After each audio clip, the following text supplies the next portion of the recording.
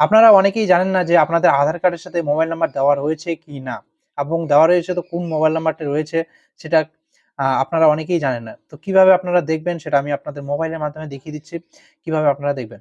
তো সবার ১ম এ আপনারা কি করবেন, যেকোনো একটা Chrome ব্রাউজার বা যেকোনো একটা ব্রাউজার ওপেন করে নেবেন। ওপেন করে নিয়ে সেটা ডেস্কটপ সাইট করে নেবেন। 3 ডটে গিয়ে ডেস্কটপ সাইট করে নেবেন।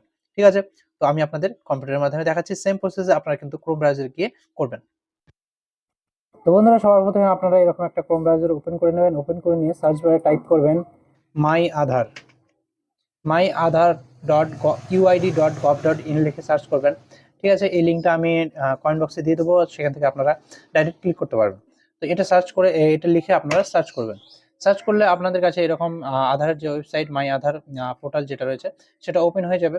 তো ওপেন হয়ে যাওয়ার পর আপনারা এখান থেকে নিচের দিকে যাবেন, চেক আধার ভ্যালিডিটি অপশনটি রয়েছে। এখানে দেখুন চেক আধার ভ্যালিডিটি, এই অপশন থেকে আপনারা কিন্তু ক্লিক করবেন। ঠিক আছে? এই অপশনে ক্লিক করলে আপনারা কিন্তু এরকম একটা ডাইরেক্ট পেজে নিয়ে চলে যাবে, যেখানে লেখা থাকবে এন্টার আধার নাম্বার। ঠিক আছে? তার উপর এখানে ক্যাপচার যেটি রয়েছে সেই ক্যাপচারটি এখানে কিন্তু ফিল করতে হবে।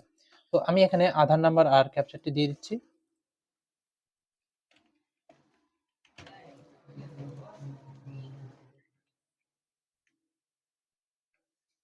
দিয়ে দেওয়ার পর এখানে যে প্রসিড লেখাটি রয়েছে, প্রসিড লেখাটিতে কিন্তু আপনারা ক্লিক করবেন। ঠিক আছে?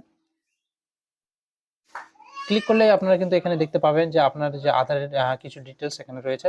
তো এখান থেকে আপনারা নিচের দিকে যে সেকশনটা রয়েছে মোবাইল নাম্বার, তো এখানে দেখুন আপনার যে যদি মোবাইল নাম্বার না দেওয়া থাকে তাহলে এখানে কিন্তু নুল লেখাটি রয়েছে। হ্যাঁ, ঠিক আছে? তারপরে দেখুন আপনার কি মোবাইল নাম্বারটা রয়েছে সেখানকার কিন্তু সেই মোবাইলের কিন্তু লাস্ট 3 ডিজিট কিন্তু এখানে দেওয়া রয়েছে। বন্ধুরা, ভিডিওটি যদি ভালো লেগে থাকে অবশ্যই লাইক করতে ভুলবেন না আর ভিডিওটা বন্ধুদের কাছে শেয়ার করতে ভুলবেন না। তো চলুন দেখা হবে পরের ভিডিওতে।